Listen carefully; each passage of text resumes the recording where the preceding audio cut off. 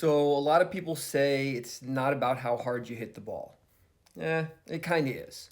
Um, be nice to be able to place the ball and have speed and pace on it. But the speed of the ball does matter. So before we check out you, just again, this isn't the best example, but show you what I mean.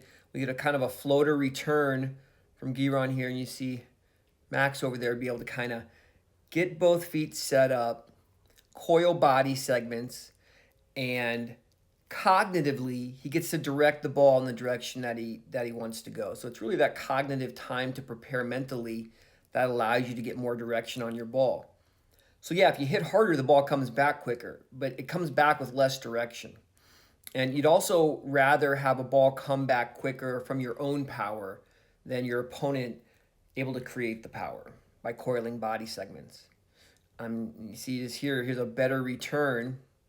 Nice backhand return. You can see Eubanks is still kind of setting up as he gets to the ball. Everything kind of happens together. He sets up, now he has to hit. So he doesn't have that time to kind of cognitively prepare mentally. So anyways, just believe me, the speed of the ball does matter. Yeah, you can overhit, and I think like a player like Swiatek has obviously proven there's a limit. Like you don't have to hit the ball 1,000 miles an hour, but you have to hit it relatively hard. So for you, I'll show you a situation here. Guys are in a pretty good rally.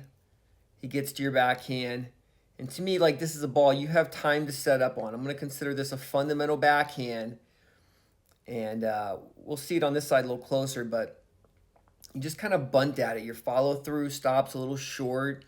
And to me, it wasn't a rushed backhand. Now, you might be rushing it because you're not preparing quickly because of a mental barrier that you don't like your backhand. But you just end up kind of producing a floating shorter ball from over there that he's able to attack. Now you do end up hitting a winner, but obviously this is not how we want to win points.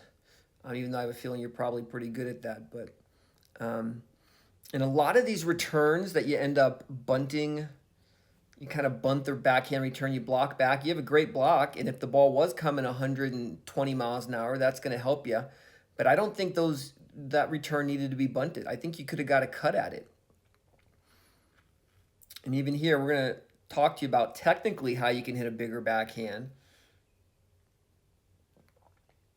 But we just want to see more pace created off that backhand side. All these shots.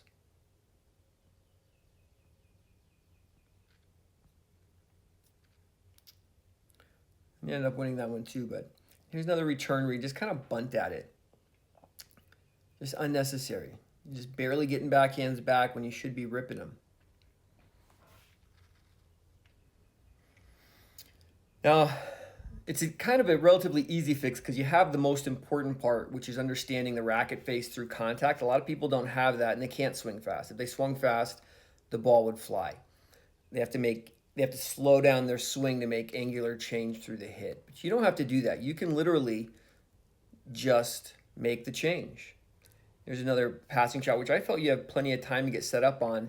And again, if your follow-through stops there, you're not doing it, you know? You should be able to take a big cut at that ball.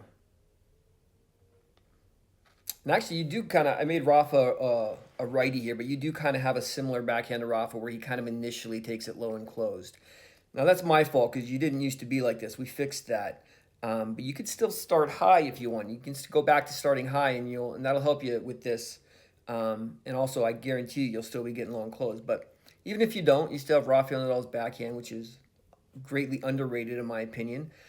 And when you watch these, they're gonna look very similar. But I want you to try to watch them with a trained eye, and I want you to just watch how connected Rafa's hip is to his racket, how it kind of coils in and then the hip pulls the racket out. And then whereas I want you to see how your arms kind of work independently too long, where you're kind of arming the ball. And again, the reason we know this is just because you won't be able to stop your follow through that short if you're swinging fast and relaxed. Your racket's gonna come around and kind of touch your back. So I'll go in the classroom here. I'll explain this a little better.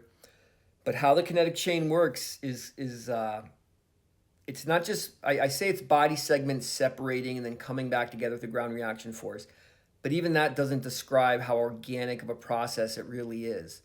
Separating body segments, but they're also stretching out and then snapping back together like rubber bands. And that can't happen if you're tight. And when you see your shoulders up at your ears like this when you hit backhand, something's telling me there's a lot of tension in your backhand, there's a lot of tension in your body.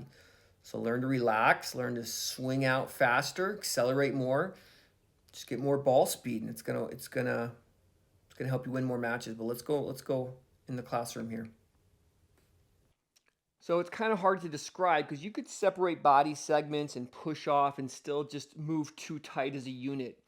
So just pick up your racket right where you are and just do some shadow swings, breathing in and then breathing out at the hit. See if you can make your racket swoosh in the contact zone.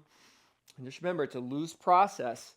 And it's tough because you're trying to have this relaxed musculature while being very intense on the tennis court, but you can certainly do it.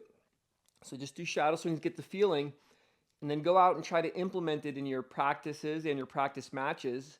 And just you're going to miss a little bit more at first probably, but in the end, it's really going to help you because the speed of the ball does matter.